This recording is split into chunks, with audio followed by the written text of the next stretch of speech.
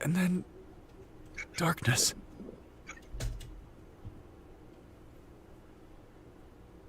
What happened? Where am I?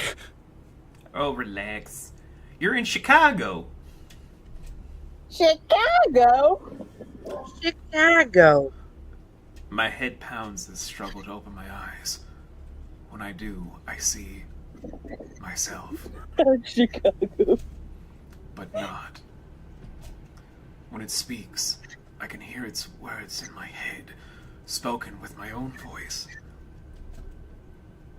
Clawing relentlessly into the spaces between thoughts with an ease that is unnerving. What the hell?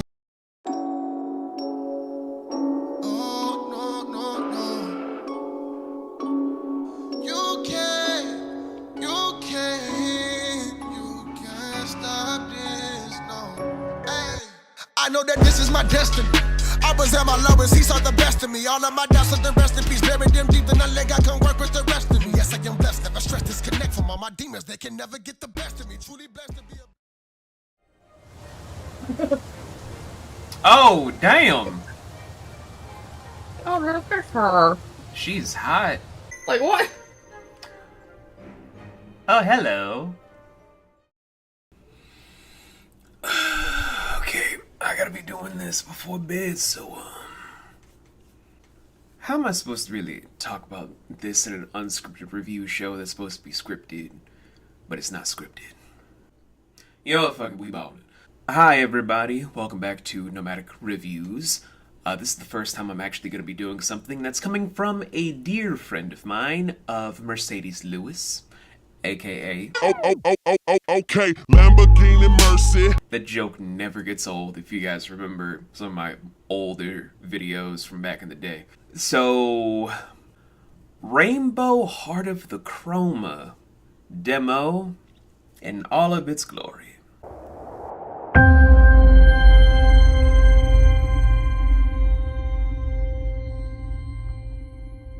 You know, ironically, this was going to be in a first examination video, but then the more I thought about it, the longer I played it, the more I was like, hey, why don't we just dive into this and fully review the damn thing? And I know Mercedes is probably watching this just like, I can't have my daughter watch this until she's in her teens. To which I say, Mercy, I'm sorry, I have the mouth of a sailor. This is well established. I am so sorry. And to Tim, I don't know you, but I am sorry. You're a lovely man. Love your beard. So, let's just actually dive into the overall thing. Not with the plot necessarily, but an overview. Competition. Yeah, I ain't got no fucking competition. The reason that we're doing an overview instead of a plot is because since this is a demo, we do not have the full grasp of the story. So we're just going to go over stuff that's not only tied to the game, but to the source material being VTuber lore. In an unknown universe on a planet I would love to say, but honestly guys, I have not slept in 3 days. So on a beautiful planet that looks like the future inhabitable planet of humans, there were several gods and death that were trying to make sure that humanity and all living beings were living in relative harmony without any sort of bad things happening to them, until there was a bit of an itsy bitsy little bit of problem that sprung about that rang a horrible problem for the deities of the world and humanity as a whole, and death was going to help us until death had a talk to your shadow self moment. what happened? Where am I? My head pounds the struggle to open my eyes. When I do, I see myself, but not.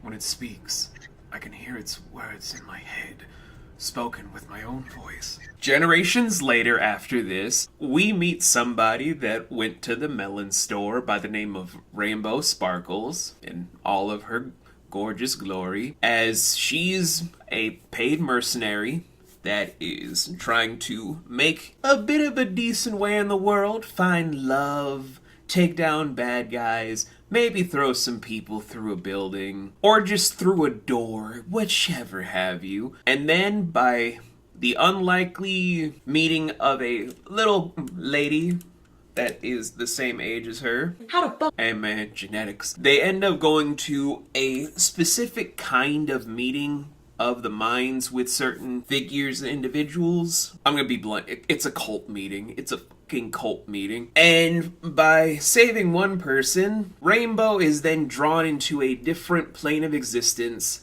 that is now beginning the ongoing markers that will have her go from a simple, spunky mercenary into the goddess of hope.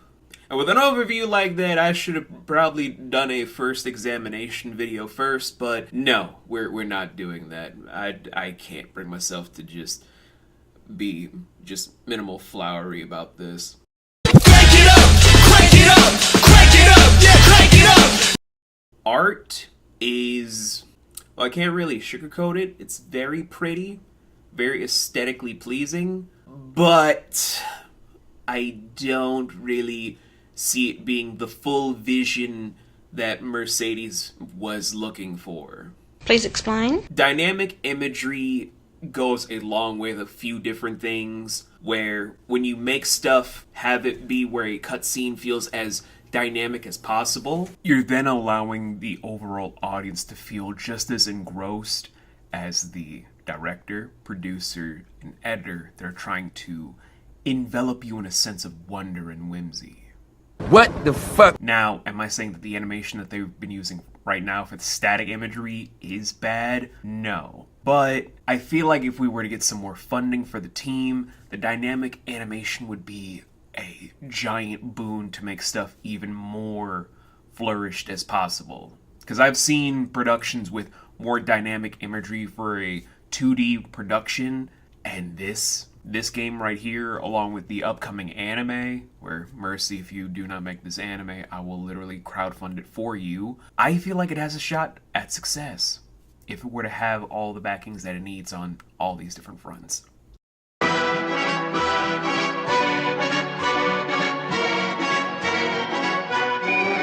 Turning down the lights low.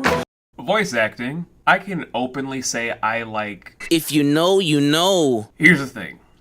When it comes to picking the perfect voices for every person, it's hard as a casting director because you're trying to listen to everything to where you know there are so many people that can bring it to life for the creator, but it's also so difficult in trying to pick that perfect pitch that you need. And for the cast that we were given for this overall production, it's solid enough to where you will find at least 3 different actors that you fall in love with.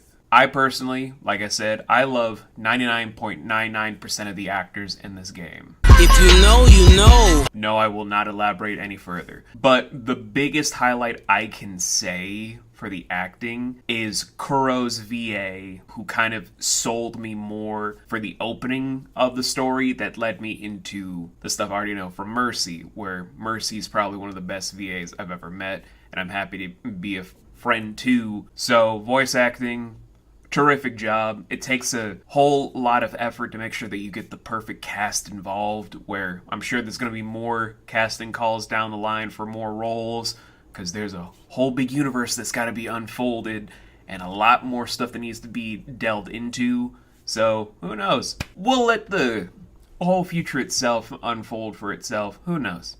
Shit can happen. You know what I mean?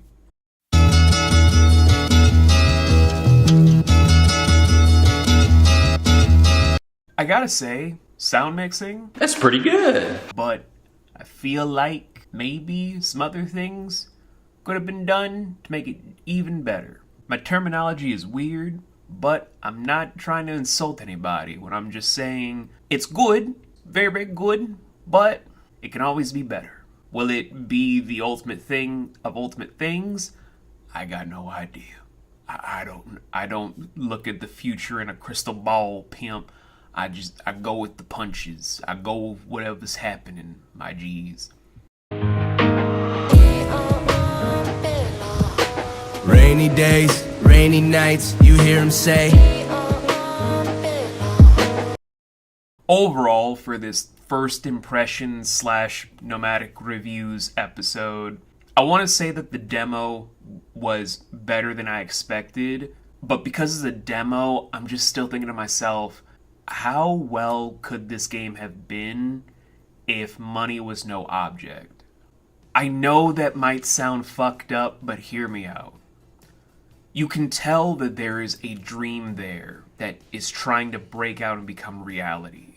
There's a giant story here that needs to be told, and financial restrictions are keeping the team from making probably something that would rival any AAA title.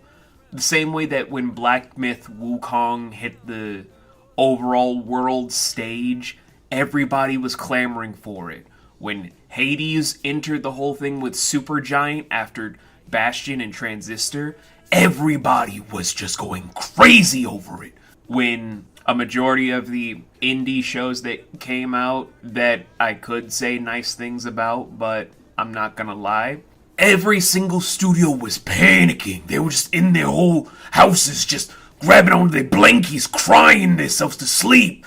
This is something I always wonder with a lot of things I see from my friends, whether it's Yenny when she had Coffee with Honey, which I should really make a Magi critique episode about that soon, or when I'm looking at Mercy stuff with Project Rainbow, because both of the things I'm looking at from the friends I've made along the way, I know they could be better than any other person's stuff that's come out in the last few decades. I know because I see it every day whenever I have the chance to see them or talk to them. They have something beautiful. But my own thing is, I'm just sitting here wondering, if money was no object, how much further would this demo have been? Would it have been interactive with certain stuff to see certain dynamic imageries like it was maybe the letters, whole quality of animation? Would it have been just like a 3D or full-blown animated cutscenes of like Rainbow running through the cult meeting trying to charge up her gloves for fire magics, and then when it's about to have it where she struck down, a blinding light just encompasses the entire area to then just bring her into the brand new dimension away from everything with like a giant time-stopping scale? Would the whole thing of the cowboy drawing out his gun also have maybe the eye glowing while the gun is just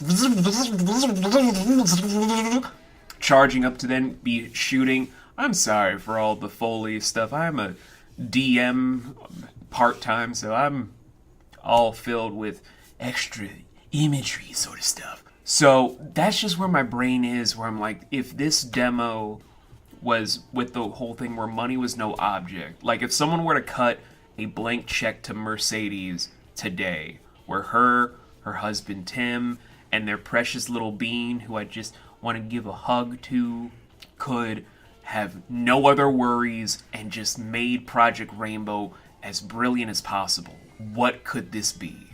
What could this fully develop into?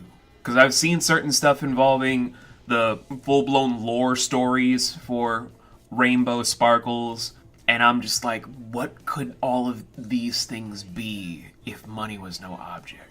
That's the thing that whenever my friends do that makes my brain just go crazy. I'm always wondering that shit, where I just really want to know what you guys end up doing if money was no object. And I want to see that beautiful vision that's locked in your brain, because I know you guys, not as creators but as friends, and I want to see what you guys can do when there's no more obstacles in your way. But I digress. I will give a full review when the game comes out in its entirety, because I do want to give this whole thing a better spotlight, maybe on my gaming channel of the Gaming Obelisk, where I will be re-uploading some streams that I have been doing over the past several years, as well as restarting a couple of different Let's Plays and whatnot, because I'm trying to diversify my main channel to no longer do a lot of big mishmash stuff. So this will probably be one of my last gaming reviews on this channel. If you guys want to see all my gaming stuff from here on out, starting in 2025, go to the gaming obelisk, usually in the description below for stuff like this, or on my homepage for the channel. Just go there, give a subscribe. But until then, you guys just keep being good people, be beautiful people, and if you guys ever feel like you're alone in the world, just know you got your Uncle V, your stepdad V, just whoever it is that you need me to be to give you comfort. I'm always gonna be here. I got you right here in my heart. Bye.